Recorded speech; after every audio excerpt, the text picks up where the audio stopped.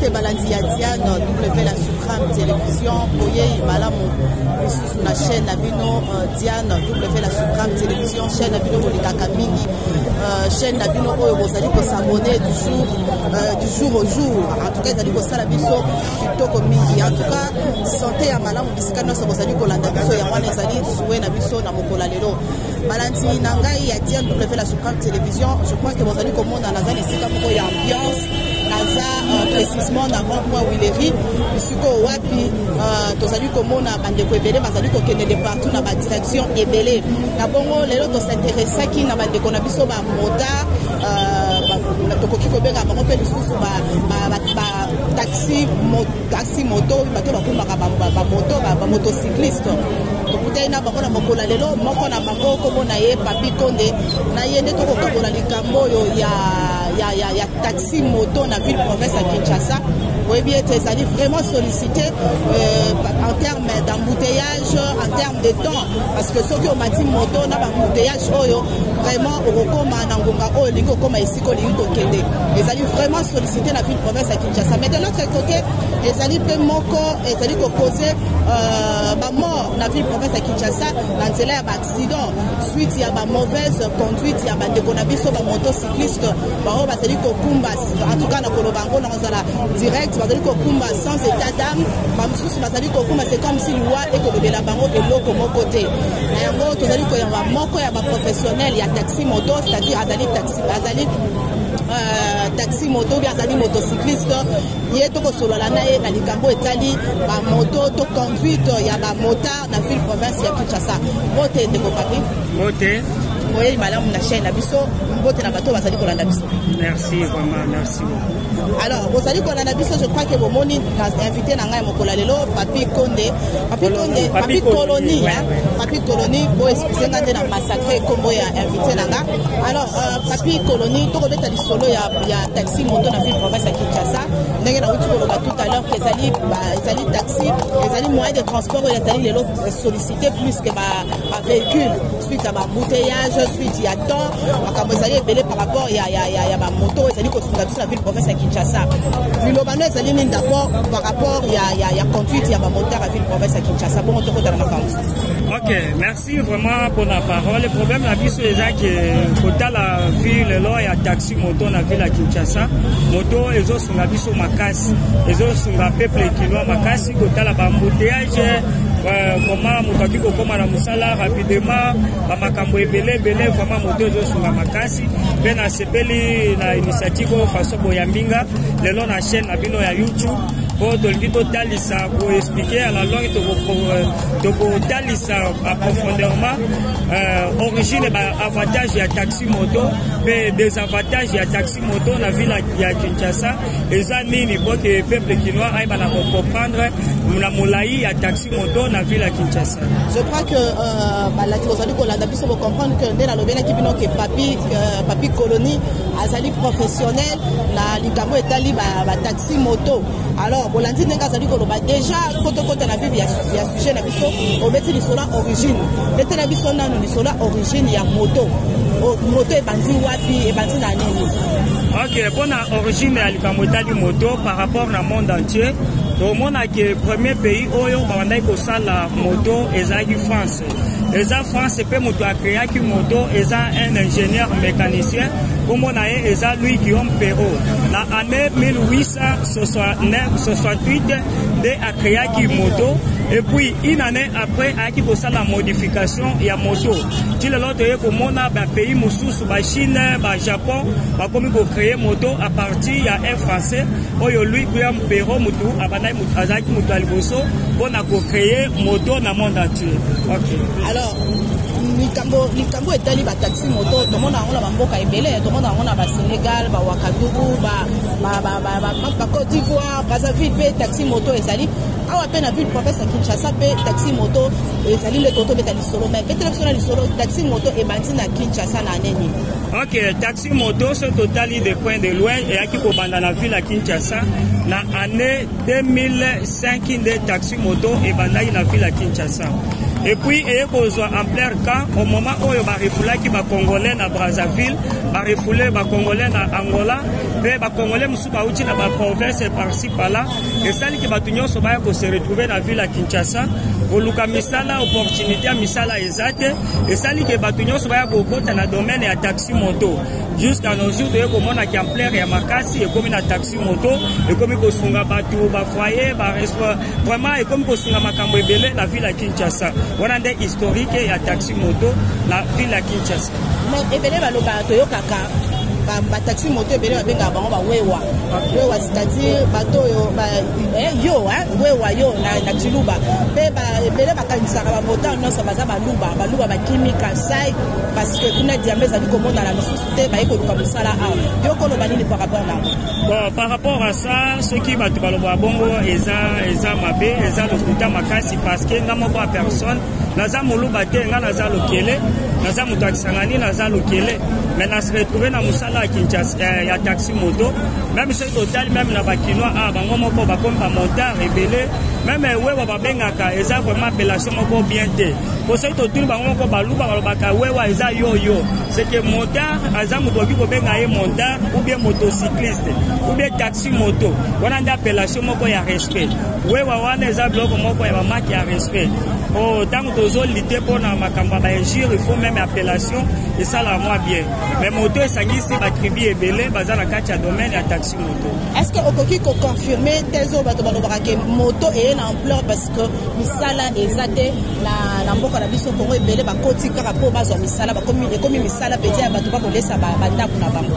Ok, normalement c'est ça. Misala vraiment opportunité à misala ezate. Misala ezanango mais opportunité pour la batunyo soit na ba batanga ba licencié ba gradué vraiment ezate. C'est pourquoi ba tebele ba ye ko miko tsana musala taxi moto pour esunga ba foyer ndenge bana kotanga ko futela bandako ba mususu ba maison ba activité ndenge na ndenge. Voilà. Merci beaucoup de Kokoba Balatiadia dans W la Supreme Télévision.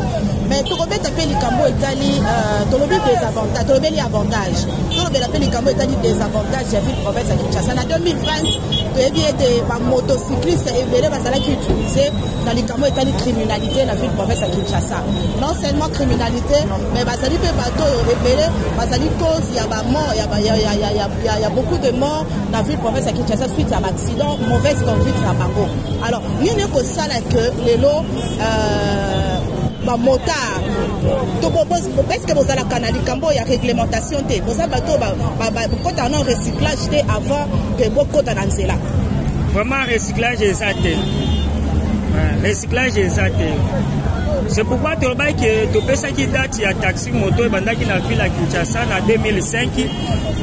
Ce qui est allé de près moto et banda qui directement dans macadam taxi moto et bandaki na banzela mabele au moment où tu as vu transport et azandu a comme na arrêt bakitisie à ce moment d'azo soit moto à ce moment là d'azu moto taxi moto ke botika eti na adresse na ye ya ndako au fil à mesure ba moto ye ko bima na prince moto comme ça la par-ci par là presque c'est quand tu connais sa ville à Kinshasa à part na Gombe ndenge ba konzi ba pekisaki nde automoni sikoyo e ko matsa circulation ya makasi en même temps na o etali ba désavantage ya taxi moto to e ko mona ke taxi moto et matisi même to ya accident et matisi to accident makasi la ville à Kinshasa.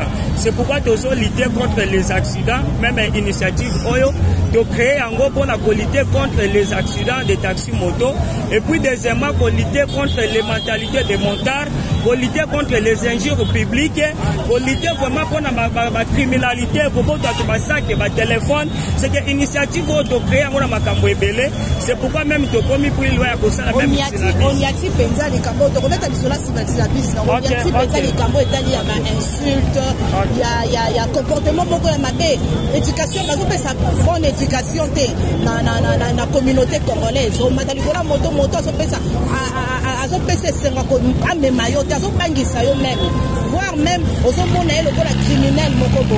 Donc on a ni la yeba da to bo kena ko posa na ba document. Ya l'état.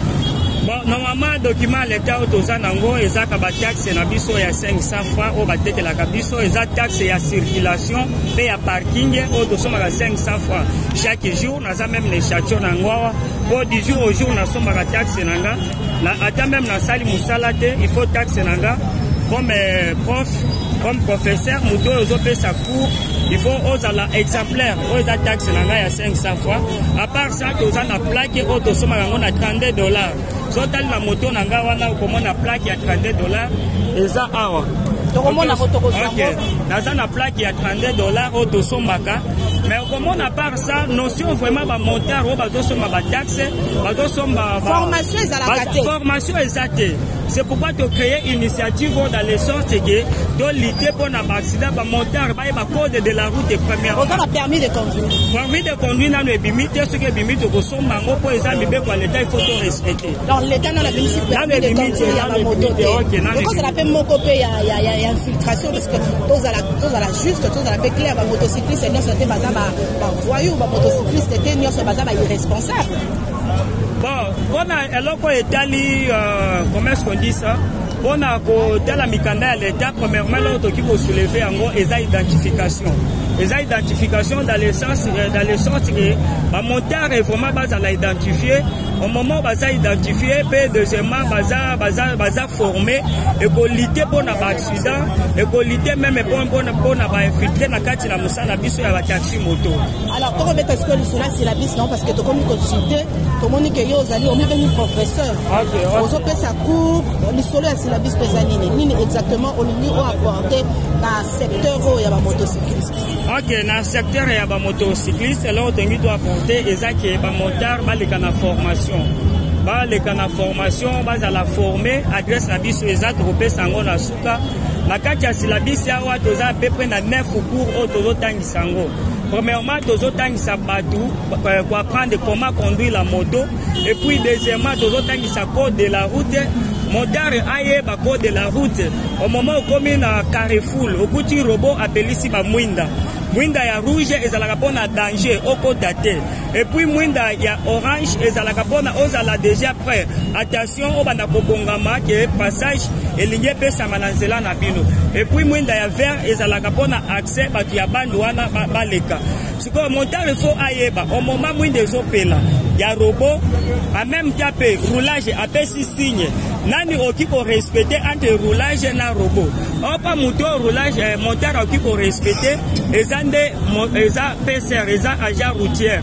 O ezali PCR au moment ya zope sa signe de monteur il faut à respecter. Non pas monteur à landa robot mais faut atalande ba signe roulage azo sala. Parce que roulage de moto aza maître ya biloko nyonso aza maître ya terrain. C'est que faut monteur ayeba wana premièrement. Et puis de deux monteurs ayeba klaxon basuka ko klaxonner air nini. C'est que 18 heures ezalaka air oyo ekabolaka journée na nuit. Ezalaka permis que la code de la route monteur banda ko klaxonner bouton comme déjà tapage nocturne. Et puis monteur au moment zo même ba client eza permis que la code de la route monteur azo mwana atiaye na vola kuna liboso. Ezalaka permis parce que guidon eza cabine. Ndenge baboya kabana mike na cabine mais même pe monteur il faut respecter que na guidon batiaka mwana te. Moto pe qui peut mettre 3 personnes était. C'est que initiative oyo to créer yango dans les sortes que monteur ayeba code de la route ayeba ko respecter oyo zali courtoisie routière au moment moni moninga pelisi kinyota azo la manœuvre bo akatisa ou bien mutu kelinye kota na parcelle manœuvre nyonso azo sala il faut koyeba ko sala la courtoisie routière. Stratégie nini ozo salela pour sensibiliser ba motard wana nyonso na formation na ndenge ozo pesa formation ozala ba infrastructure ozo koma na niveau pour atteindre couche nyonso ndenge parce que Kinshasa ville professeur Kinshasa za munene ozo sala lolenge ni pe formation na ezali gratuite ou bien ezali payante.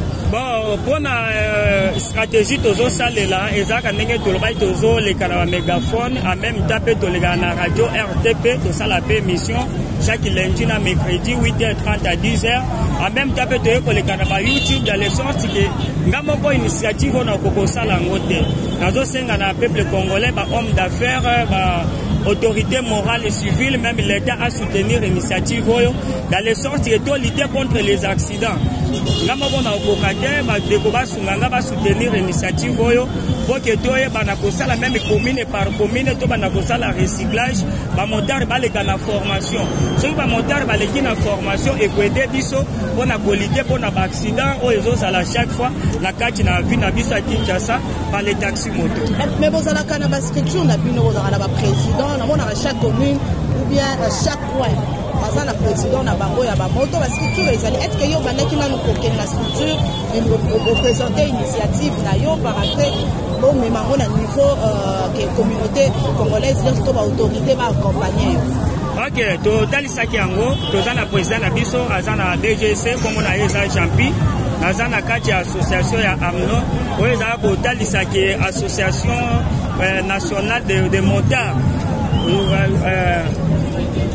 toza na kati ya association na biso natalisaki bango initiative oyo asepelaki vraiment na projet oyo babiki te vraiment tokokontinue kosala marketing makasi po ke mosala ekende initiative oyo ekende liboso en même temps mpe tozoleka na ba YouTube na ba radio na ba télévision ke tokofutisa bato formation bon formation tokofutisa yango mpo mosala nyonso meme mosala nzambe esa mbongo ekendaka liboso te tozoseli tokofutisa yango me kozala na prix moko ya se po facilité bon totie oyo silabisi eza na $5 totie silabisi na $5 eza moyenne 0 totie yango na $5 eza ebele versement ya journée eza combien bon versement ya journée ya moto versement ezalaka na 20 000 francs 20 000 francs et pour le monde à 5 000 francs c'est na 15 000 voilà bafutaka bino chaque fin du mois to bozala na taux de jour banani kofuta biso papa moto aza na kolo yo kozala na moto na yo moko même so kozwa moto moto mosusu